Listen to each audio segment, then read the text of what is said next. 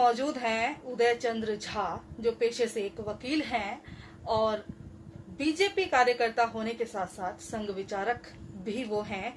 तो उदय जी, अभी जो कंट्रोवर्सी चल रही है सोशल मीडिया पर ले लीजिए या पार्टी, दूसरी पार्टी के लोग जो दुबे को लेकर, जो विकास दुबे का जो एनकाउंटर हुआ है 7 दिन से, आप भी सुन रहे थे, हम भी सुन रहे थे।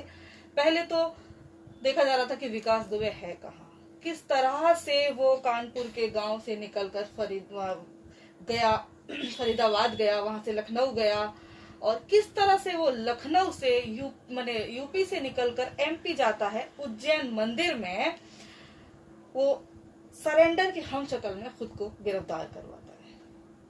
तो सवाल यहाँ ये उठता है कि जो व्यक्ति वो गैंगस्टर था, उसका एनकाउंटर जरूरी था, होना था, लोगों में खुशी है, बहुत तरीके की बातें भी हो रही हैं खुशी के साथ साथ कि ये एनकाउंटर एक फिल्मी तरीके से क्यों किया गया। अगर एक निहत्था इंसान खुद को गिरफ्तार करवा सकता है तो वो पुलिस की गन को लेकर कैसे भागने की कोशिश कर सकता है।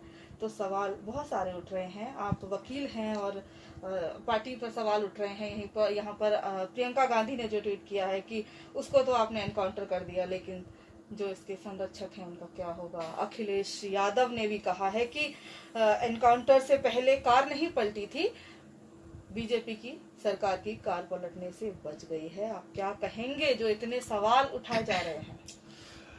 सबसे पहले तो ये समझिए कि विकास दुबे, ये 8 दिन से विकास दुबे मीडिया में है, सोशल मीडिया में है, हर जगह है।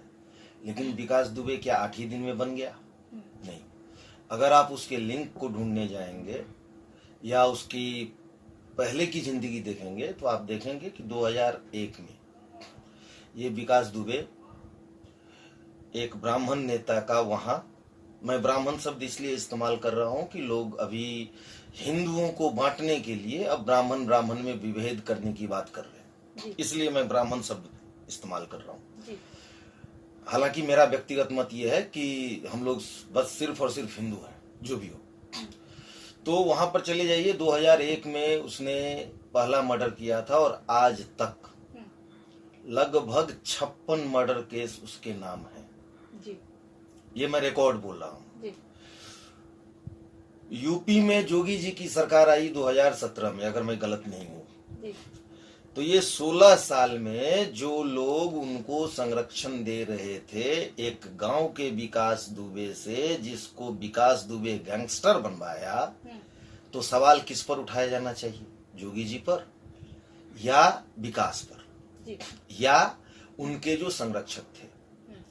आपने अभी कही कि प्रियंका गांधी या सोनिया गांधी या कांग्रेस के नेता या सपा के नेता ये लोग ट्वीट कर रहे हैं कि सरकार को पलटने से रोका गया है। मैं पूछना चाहता हूं एक बार फिर से, कहीं ऐसा तो नहीं कि कल अगर उसके संरक्षकों पर हाथ डालना शुरू हो तो आप फिर से छाती पीटना तो नहीं शुरू करेंगे? क्योंकि मेरे पास, मुझे जानकारी है कि उसको संरक्षण देने वालों में सपा, बसपा, कांग्रेस सभी लोग शामिल हैं, सभी की मिलीभगत है। अगर उस भयावह रात की घटना को याद करें जिस दिन 8 पुलिस वाले मारे गए थे, मेरी आंखों में तो आंसू आ गए थे। ये पुलिस वाले कौन है? हमारे समाज के, हमारे भाई हैं। हमारे समाज के ही लोग हमारी रक्षा करने के लिए पुलिस की वर्दी पहनते हैं। लेकिन उसी पुलिस वाले में से कोई गद्दार निकला, उसको इंफॉर्मेशन दिया। ये रातों रात नहीं होती है, ये बहुत पुराना एक रूट है जो जड़ से खत्म होना ही चाहिए। और मैं तो जोगी जी से निवेदन करूंगा, करबद्ध निवेदन करूंगा, जोगी जी, वास्तव में जो लोग ये चिल्ला चोट मचा रहे हैं कि जो लोग इसके संरक्षक थे, उसके ऊपर भी कार्रवाई होनी चाहिए। जोगी जी, जैसे आप कहते हैं, if you are bad I am your dad, prove it you are a dad of those criminals.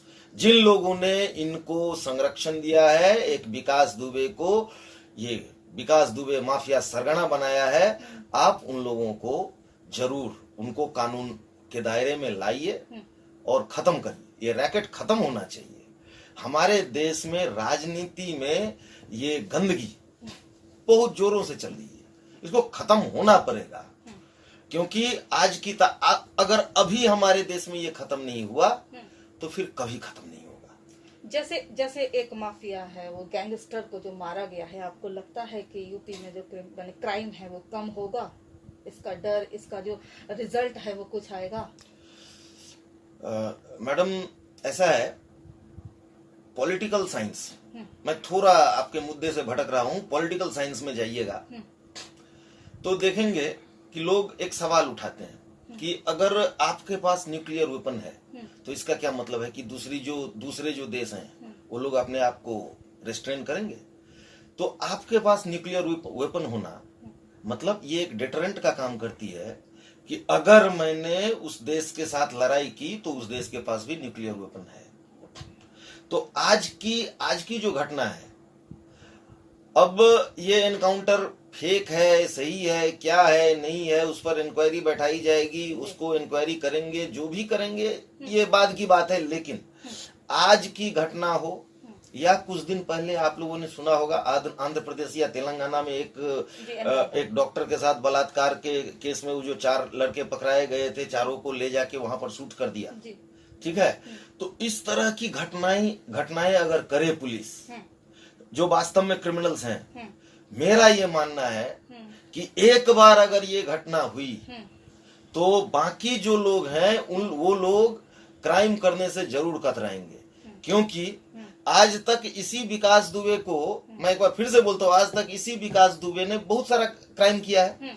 हम सभी जानते हैं 56 केस, जुडिशियरी, ये वो, बेल मेल अग्रम, ट्रायल करते करते आदमी परेशान हो गया, उसको कुछ नहीं हुआ।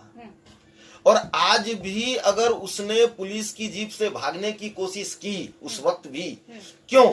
क्योंकि उसके मन में ये हिम्मत था कि अगर मैं किसी तरह से पुलिस के शिकंजे से निकल गया, जबकि मैं ये नाटक कर चुका हूं कि मैं खुद सरेंडर किया हूं और किसी तरह से मैं निकलने में कामयाब हो गया, तो फिर मेरे वकील वहां पर लड़ाई लड़के मुझे बेगुनाह साबित कर लेंगे। नहीं, आपने जैसे कहा कि पुलिस ने जो ये स्टेप लिया है, या तेलंगाना का भी आपने जिक्र किया, अगर इस तरह से पुलिस ही सारे फैसले करेगी तो न्यायालयों को तो ताला लग जाएगा। अगर पुलिस इस तरह से करेगी, ये मेरा सवाल नहीं है, ये बहुत लोगों का सवाल है जो चल रहा है सोशल मीडिया पर। एकदम सही बात है। देखिए, मैं जो लोग ये इस तरह की सवाल उठाते हैं कि न्यायालय पर ताला लग जाएगी, मैं उन लोगों से एक काउंटर सवाल करना चाहता हूँ। भैया, आपका न्यायालय या न्याय व्यवस्था जो भी बात करते हैं, उस वक्त कहाँ था जब विकास दुबे ने अपने गांव में ब्राह्मण परिवारों का कत्ल किया, उनकी जमीन हथिया ली, उनको सब कुछ अपने गांव से भगा दिया गया? कहाँ थी न्यायालय? आज तक 56 मर्डर उसने किया, क्या हो गया उसका? तो कहने का मतलब कहीं ना कहीं, हाँ, एक वकील के नाते मैं बोलता हूं कि ठीक है, पुलिस को सजा देने का अधिकार नहीं है, लेकिन मैडम जो भी है, आप ये तो मानेंगे ना कि मानव अधिकार तो उन 8 पुलिस कर्मियों के भी थे जी। उनकी क्या गलती थी? इसने क्राइम किया, उसके पास वो वारंट था, पुलिस उसको वारंट एग्जीक्यूट करने गई और वो 8 पुलिस वाले अपनी जान से हाथ धो बैठे, उसका मानव अधिकार नहीं था? तो मानव अधिकार क्या सिर्फ ये इस तरह के गैंगस्टर, माफिया, इन लोगों के ही होते हैं? न्यायालय, ठीक है, तो न्यायालय की बात, अब आप जो अभी बोल रहे हैं कि न्यायालय उठ जाएगी, अगर मान लीजिए कि कोई पुलिस की गिरफ्त से भागने की कोशिश में पुलिस वाले पर गोली चलाता है, तो पुलिस वाले के पास जो बंदूक है वो किस लिए है, किस दिन काम आएगी? एक डाकू, या मैं उन लोगों से पूछता हूं, मान लीजिए कि एक पुलिस वाला आता है, वहां पर किसी महिला के साथ ही कोई क्राइम हो रही होती है और वो गुंडा हथियारों से लैस है, पुलिस वाला क्या करेगा? बोलेगा कि नहीं नहीं, तुम पहले इसका बलात्कार कर लो, तुम्हारे पास बंदूक है, हो सके तो तुम हमको भी मार दो, कोई बात नहीं, अब दूसरा पुलिस वाला आएगा तो वो तुमको पकड़ के ले जाएगा और तुम्हें न्यायालय ले जाएगा। ये तो कानून व्यवस्था नहीं हो सकती। आत्मरक्षा का अधिकार सबको है, पुलिस वाले को भी है। मुझे तो मैं सही बोलता हूं, मुझे गर्व हो रहा है यूपी के उन पुलिस वाले भाइयों पर जिन्होंने एक तो कुर्बानी दी और जिन्होंने आज ये किया। मुझे गर्व हो रहा है। मैं एक वकील के नाते बोल रहा हूं, मुझे गर्व हो रहा है। मैं एक वकील के नाते बोल रहा हूं, मुझे गर्व हो रहा है। आप बोलेंगे न्याय व्यवस्था, ठीक है, न्याय व्यवस्था है।